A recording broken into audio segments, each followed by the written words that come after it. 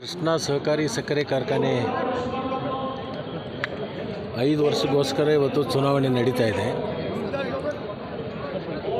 ನಾನು ಮತ್ತು ರಾಜು ಕಾಗೆ ಅವರ ನೇತೃತ್ವದಲ್ಲಿ ರೈತ ಸಹಕಾರಿ ಪೆನಾಲನ್ನು ಗೆಲ್ಲಿಸಬೇಕು ಅಂತ ಹೇಳಿ ಅವರೆಲ್ಲರ ಪರವಾಗಿ ನಾವು ಪ್ರಚಾರ ಕೂಡ ಮಾಡಿದ್ದೀವಿ.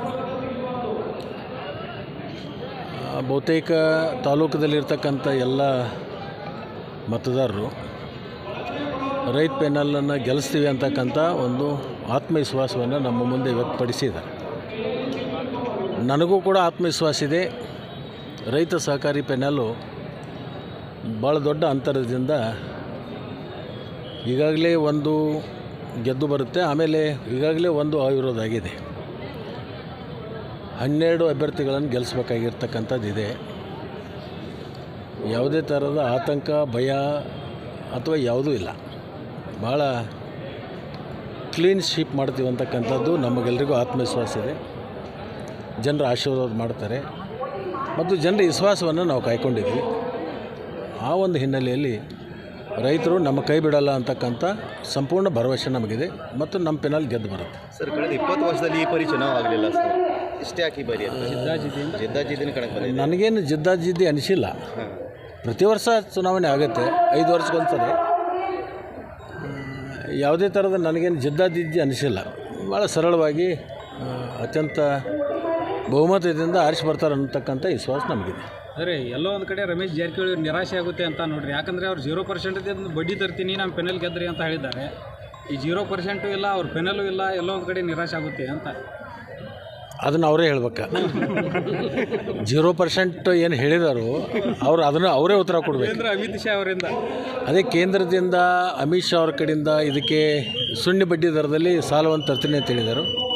ನಾನು ಕೂಡ ಹೇಳಿದ್ದೇನೆ, ಒಂದು ವೇಳೆ ನಮ್ಮ ಪೆನಾಲ್ ಆರಿಸಿ ಬಂದ ಮೇಲೆ ಆಡಳಿತ ಮಂಡಳಿ ಜಾರಿಗಿದ್ದಾಗೂ ಕೂಡ ಅವರೇನಾದರೆ ಕೇಂದ್ರದಿಂದ ಶೂನ್ಯ ಬಡ್ಡಿ ದರದಲ್ಲಿ ನಮ್ಮ ಕಾರ್ಖಾನೆಗೆ ಸಾಲ ತಂದದ್ದಾದರೆ ಇವ್ರನ್ನೆಲ್ಲರನ್ನೂ ರಾಜೀನಾಮೆಯನ್ನು ಕೊಡಿಸಿ ಅವ್ರನ್ನೇ ಅಧ್ಯಕ್ಷ ಮಾಡ್ತಾನೆ ಅಂತ ಹೇಳಿದ್ದೀನಿ. ಅದಕ್ಕೆ ಈಗಲೂ ಬದ್ಧದನ್ನು. ಸರ್, ಈಗ ಮೂಲ ಕಾಂಗ್ರೆಸ್ಸಿಗರೂ ಎಲ್ಲ ಒಂದಾಗಿದ್ದಾರೆ ಸರ್. ಸ್ವಾಭಿಮಾನಿ ಪೆನಲ್, ರೈತ ಸ್ವಾಭಿಮಾನಿ ಪೆನಲ್ ಮಾಡಿಕೊಂಡು ಅದರಿಂದ ಏನು ಎಫೆಕ್ಟ್ ಆಗುತ್ತಾ ಸರ್?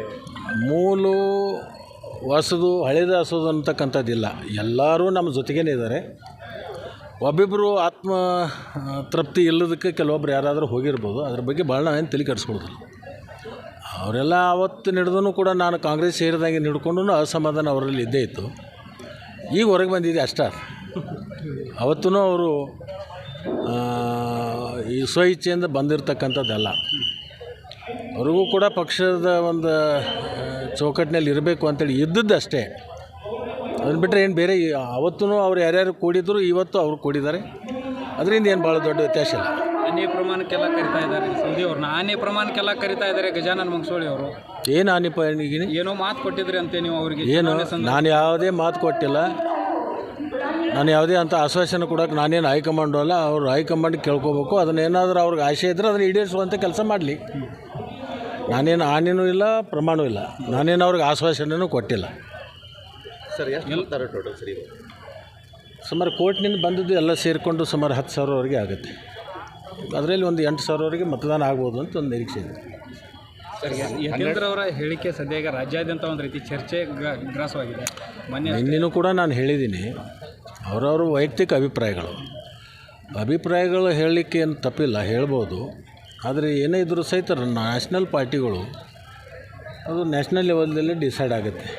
ಯಾರ ನೇತೃತ್ವ, ಯಾರ ಮುಖ್ಯಮಂತ್ರಿ, ಯಾರ ನೇತೃತ್ವದಲ್ಲಿ ಹೋಗಬೇಕು ಅನ್ನೋದು ತೀರ್ಮಾನ ಮಾಡೋದು ಹೈಕಮಾಂಡ್ ಏನು ಹೇಳುತ್ತೆ ಅದಕ್ಕೆ ನಾವೆಲ್ಲರೂ ಕೂಡ ತಲೆಬಾಗ್ತೀವಿ. ಅದು ಮುಂದುವರೆದು ಸಂಪುಟ ವಿಸ್ತರಣೆ ಆಗೋ ಸಾಧ್ಯತೆ ಇದೆ. ಮುಖ್ಯಮಂತ್ರಿಗಳೇ ಹೇಳಿದಾರಲ್ಲ, ನಿನ್ನೆ ಬೆಳಗಾಂದಲ್ಲಿ ಹೇಳಿದ್ದಾರೆ, ಪುನರ್ರಚನೆ ಮಾಡ್ತೀನಿ ಅಂತ ಹೇಳಿದ್ದಾರೆ.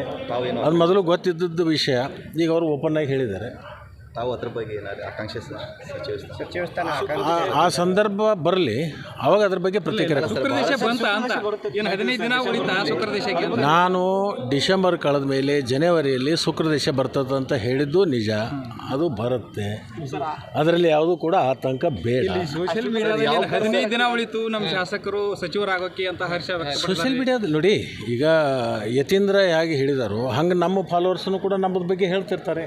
ಅವ್ರ ಭಾವನೆ ಅವರವರ ಭಾವಕ್ಕೆ ಅವರವರ ಭಕ್ತಿ. ಸರ್ ಕ್ಯಾಬಿನೆಟ್ ಆಶೆ ಪಡ್ತಿದ್ದಾರಾ ಅಥವಾ ಬೇರೆ ಯಾವ್ದಾದ್ರು ಇದೆ ಸರ್ ಯಾವುದು ಸಚಿವ ಸ್ಥಾನ ನಾನು ಯಾವಾಗಲೂ ಯಾವುದೂ ಕೇಳಿ ಪಡ್ಕೊಂಡಿರ್ತಕ್ಕಂಥದ್ದಲ್ಲ. ತಾನೇ ಆಗಿ ಬರುತ್ತೆ. ಅದು ಭಗವಂತನ ದಯ, ಅದು ಹೈಕಮಾಂಡದ ಇಚ್ಛೆ. ಅದರಿಂದ ಅವ್ರು ಏನು ಜವಾಬ್ದಾರಿ ಕೊಡ್ತಾರೋ ಅದನ್ನು ನಿರ್ವಹಿಸ್ತಕ್ಕಂಥ ಕೆಲಸವನ್ನು ನಾವು ಮಾಡ್ತೀವಿ. ಡಿಸೆಂಬರ್ ಲಕ್ಕಿ ಇದೆ. ಎರಡು ಸಲ ಹೇಳ್ಬೇಕು ನಿಮಗೆ, ಬಟ್ ಏನಾರೆ ಎರಡು ಸಲ ಹೇಳ್ಬೇಕು. ನಮಗೂ ಆಸೆ ರೀ. ನಮಗೂ ಆಸೆ ಇದೆ.